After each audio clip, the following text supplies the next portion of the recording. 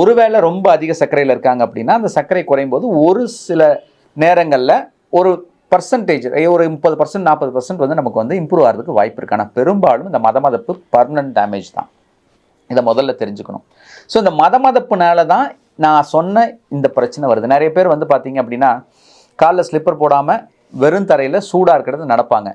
உணர்ச்சி இருக்கவங்களுக்கு என்னென்னா அந்த சூடு உணர்வு உடனே மூளைக்கு போய் உடனே அந்த காலை எடுத்துருவோம். ஆனால் அந்த உணர்வற்ற தன்மை இருக்கிறனால அந்த உணர்வு ஃபீல் பண்ண முடியாதனால நம்ம அப்படியே நடந்து போயிட்டுருப்போம். காலெல்லாம் கொப்பளம் போட்டுருப்போம்.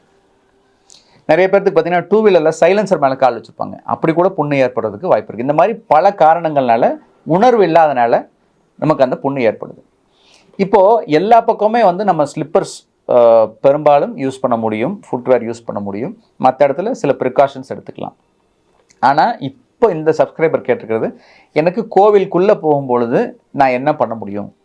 ஸோ அதுக்கு சில விஷயங்கள் வந்து நம்ம ஃபாலோ பண்ணால் இதை வராமல் தவிர்க்க முடியும். ஏன்னா இந்த வாரம் 2 பேர் பார்த்ததுனால தான் ஒருவேளை அவங்க வந்து அதை கவனிக்காமல் விட்டுருந்தாங்கன்னா கால் இழப்போ விரல் இழப்போ ஏற்படுறதுக்குரிய ஒரு சூழல் கூட ஏற்பட்டிருக்கலாம்.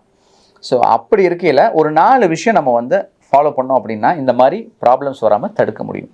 அந்த 4 விஷயம் என்னென்னு கேட்டிங்கன்னா, முதல்ல வந்து டே டைம் உச்சி வெயிலில் கோவிலுக்கு போகிறத அவாய்ட் பண்ணிங்க. உள்ளே ரொம்ப நடக்க வேண்டிய ஒரு சூழல் இருந்ததுன்னா, நிழலில் போயிட்டு வர மாதிரி இருந்தால் பிரச்சனை இல்லை. ஸோ உச்சி வெயிலில் போகிறத அவாய்ட் பண்ணிக்கலாம். முடிஞ்ச அளவுக்கு காலை நேரமோ இல்லை சாயங்கால நேரமோ ஈவினிங் டைம்லையோ நீங்கள் வந்து போகலாம். அந்த டைமில் வெயில் அதிகமாக இருக்காது. 2வது விஷயம் நீங்கள் ஃபாலோ பண்ண வேண்டியதுன்னா, அப்படி நீங்கள் போயிட்டீங்க அப்படின்னா என்ன பண்ணலான்னா, முதல்ல வந்து நார்மலாக உணர்ச்சி இருக்கவங்கள உங்கள் ஃபேமிலியில் இருக்க யாருக்கோ ஒய்ஃபோ குழந்தைங்களோ யாரோ ஒருத்தரை வந்து கூட கூட்டிகிட்டு போங்க.